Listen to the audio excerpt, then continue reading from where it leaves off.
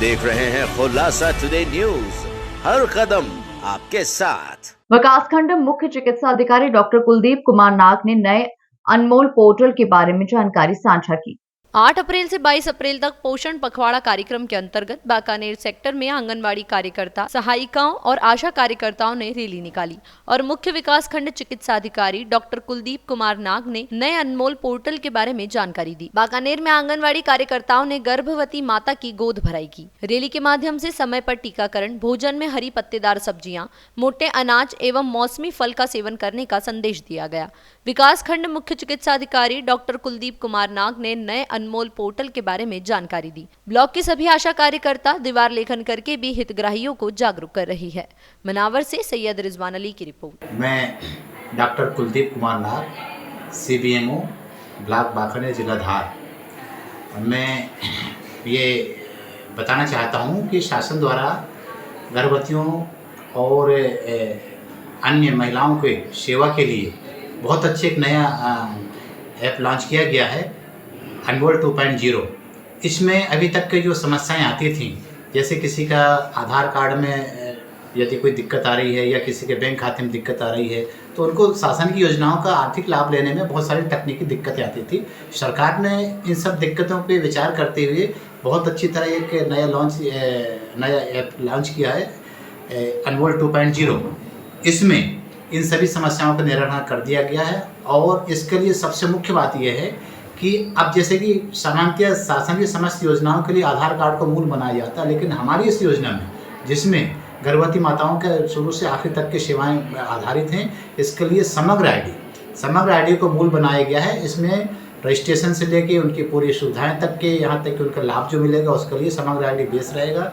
तो पत्नी की समग्र आईडी मतलब हितग्राही की समग्र आईडी, उसके पति की समग्र आईडी, उसके परिवार की समग्र आईडी, इस 3 के आधार पे उसका रजिस्ट्रेशन होगा और अन्य सेवाओं का अपडेशन किया जाएगा। इसके अलावा समग्र आईडी से संबंधित उसका बैंक खाता अपडेट होना चाहिए, आधार कार्ड अपडेट होना चाहिए। इन 3 चीज़ों को बेस बनाते हुए शासन को अभी तक जितनी भी समस्याएं आती थी, उन समस्याओं का निराकरण करते हुए इस अभी 7 अप्रैल को शासन नया लॉन्च किया है, जो अनमोल 2.0 के नाम से है। इसमें जो बहुत सारी समस्याएं आती, जैसे समय पे भुगतान न होने के कारण CM हेल्पलाइन रखती थी, उसका समाधान हो जाएगा। और जो व्यवहारिक समस्याएं आती, कई बार NM के द्वारा एक आंकड़े में लिखने में या दर्ज करने में दिक्कत आ जाती, तो उसको पेमेंट प्रभावित हो जाता था।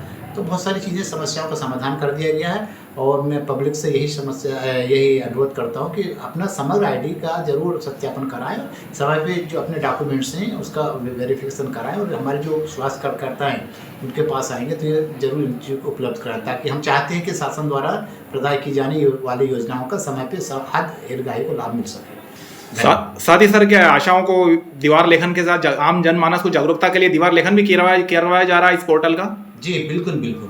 दीवार लेखन के द्वारा हम ये चाहते हैं कि पब्लिक में इस चीज़ का प्रचार प्रसार हो, ताकि उनको जब कभी होता है कि जैसे कोई केस आता है, तो केस आते के साथ उस समय हमको पता चलता है या संबंधित हितग्राही को पता चलता है कि हमको लाभ लेने के लिए इन डॉक्यूमेंट्स की आवश्यकता है। तो वैसी स्थिति में यदि दीवार लेखन का प्रभाव रहता है ऐसी एक्टिविटी का, उसमें पब्लिक को पता चल जाएगा। और हमारे जो ग्राम स्तर पर जो मीटिंग होते रहती हैं, VHND वगैरह होते रहती हैं, उस दिन तो होता ही है। अन्य समय हमारे पूरा जो CHO बैठे हुए फील्ड में, आशाएं बैठी हैं, और जो मीटिंग में ये चीज़ों को हम लोग प्रचार प्रसार करेंगे दीवार लेखन के द्वारा भी और व्यक्तिगत साक्षात्कार के द्वारा भी, कि ये ऐसी चीज़ है, यदि ऐसा नहीं, यदि आधार कार्ड का और आपके समग्र आईडी का अपलेखन नहीं हो पाया है तो आने वाली समस्याओं का आपको सामना करना पड़ेगा। इसलिए ज़रूरी है कि दीवार लेखन के अलावा प्रत्यक्ष संवाद से भी इस चीज़ को हम प्रयास करेंगे कि लोगों को इस चीज़ की जागरूकता प्राप्त हो। मनावर से सैयद रिजवान अली की रिपोर्ट।